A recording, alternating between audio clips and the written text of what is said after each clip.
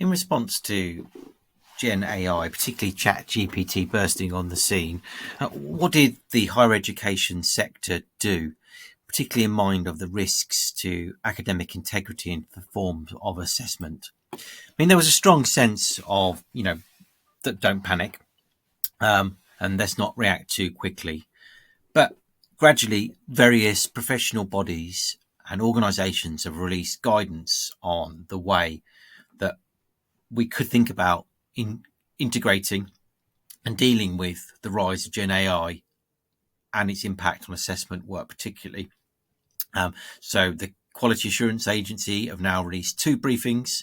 The initial paper was, a briefing paper for higher education providers on the rise of it and its potential risks for academic integrity.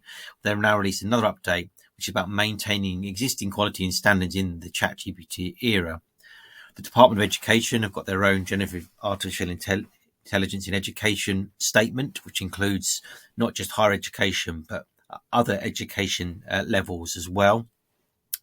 Perhaps one of the most useful ones is the AI and education guidance for policymakers document from the European Union, which is quite a comprehensive and detailed document.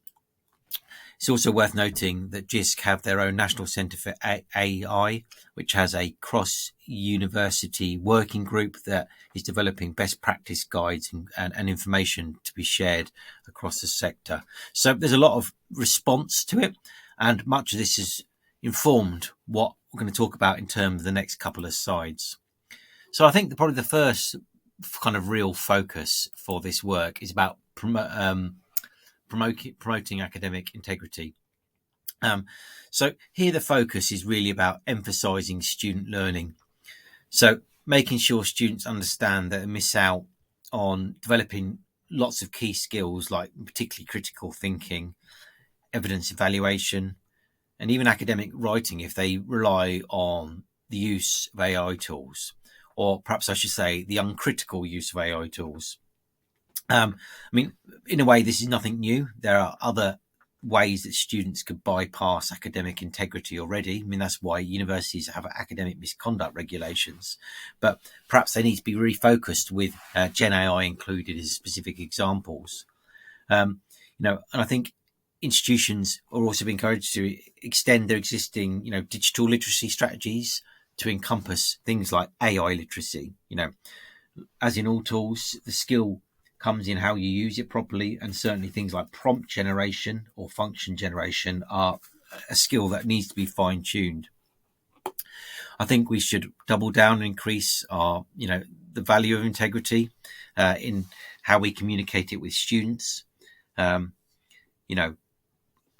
broadly, how knowledge is generated and how integrity in both research and academic practice is a progress, a discipline, an idea that's undermined by academic misconduct.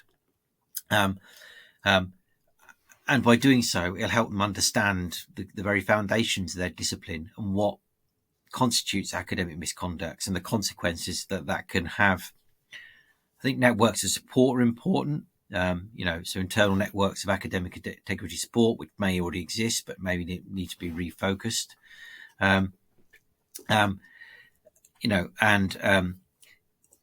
Perhaps tap into students' existing mindset. For example, the use of essay mills, are widely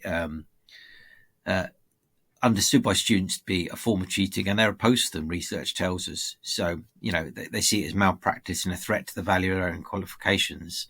And misuse of Gen AI, could be in that same category. And I use misuse very carefully because clearly this tool has potential as well. I think we also need to recognise the responsibility of all, not just the students themselves, but also staff in providing frameworks for using Gen AI safely and clearly. And that's probably involves being transparent about its use in the construction of our own materials and how it can be used in learning and teaching activities. One good starting point for academic integrity would be the Academic Integrity Chart for UK higher education and its principles here, which stand true even though they were written pre-Gen AI. I think the Next thing to probably talk about would just be about detection. Now, so there are detection tools out there which claim to detect Gen AI text. I think the sector initially reacted that this may be the solution. In fact, even Turnitin, who are used by many HE providers, developed a plugin for developing AI generated text. Initially, this is going to be rolled out across all HE institutions, but after some discussion, they changed it to opt-in. And I think many institutions chose not to opt in at this stage until the tool's been tested. Why?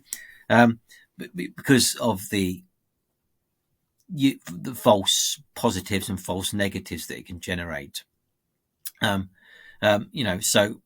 been postulated, that in its, latest versions, incorrectly labeled human written text as AI written happens 9% of the time. And its, identification of AI written text, is not 100% accurate. So what this is telling us is that it can't always generate AI text, and it can sometimes generate text which is human generated and label it as AI generated, which are obviously deep concerns. Now, Turnitin always say that, you shouldn't be using these tools on their own. They do have some very useful resources and videos how you should use the outputs of their AI generated work. But I think we need to be very careful and cautious about their use. There's another question here as well about AI generated text and its, reliability in terms of discriminating against certain groups. There have been some research that show these particular tools are more likely to falsely identify human generated text by black authors as AI generated than white authors, for example. Certainly the position of the University of Derby is that, these detection tools, recognising they can be a deterrent for some, are not the solution. We should be using Gen AI tools in a safe way, and, relying on these tools enters a dangerous arms race. No sooner is a detection tool developed as Gen AI has bypass that. And it's very easy to do, by using paraphrasing tools alongside Gen AI tools or multiple Gen AI tools together. It's very easy to bypass this particular practice.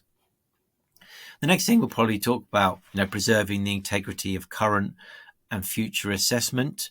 So some of this is, in terms of policies and practice. So maybe this is a modification to your academic misconduct regulations to include something about Gen AI, inappropriate use of Gen AI, an update to the student declaration that often accompanies a assessed piece of work where they tick to say the work is their own, etc., to include, Gen AI in there. But more so, it's about codes of conduct or codes of practice, which show how Gen AI can be used. So what are the clearly defined areas where it can be used? How can it be used in assessment practice? And where is that line where we can't cross? Code of practice, we have developed one at University of Derby with that regard, in order to provide that kind of loose framework. Of course, codes of practice and codes of conducts tend to be kind of top level and can't provide specific details about what you do in this specific module of this specific assignment. So there's going to have to be a lot of autonomy from educators on how they integrate these tools in there. And supporting this is a range of guides and tools and resources about, if necessary, how to preserve your current assessment or how to adapt and modify your assessments. And authentic assessment is an area that's been talked about a lot in terms of how we respond to the threat proposed by Gen AI and assessment practice. And I've got a separate video on that. You'll notice on here that, there's a short extract of some initial responses by some certain universities which were very prohibitive on the use of Gen AI. It's worth noting that since that's happened, there's been quite a shift across the sector. And for example, the Russell Group universities have come up with, a set of principles which are listed here, which just show that they are now accepting it was part of the HE landscape and thinking about ways that it can be used to support students. Just in terms of a typical university response, which is modelled on our own, first phase is about awareness, helping people understand what the tools are, how to use them, what the implications are, what the concerns are.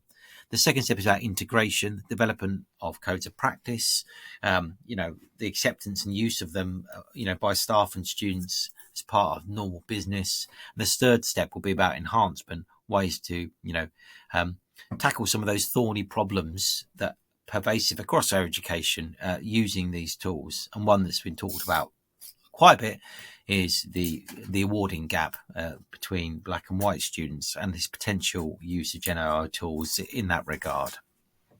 So that's the typical response from the sector on GenAI.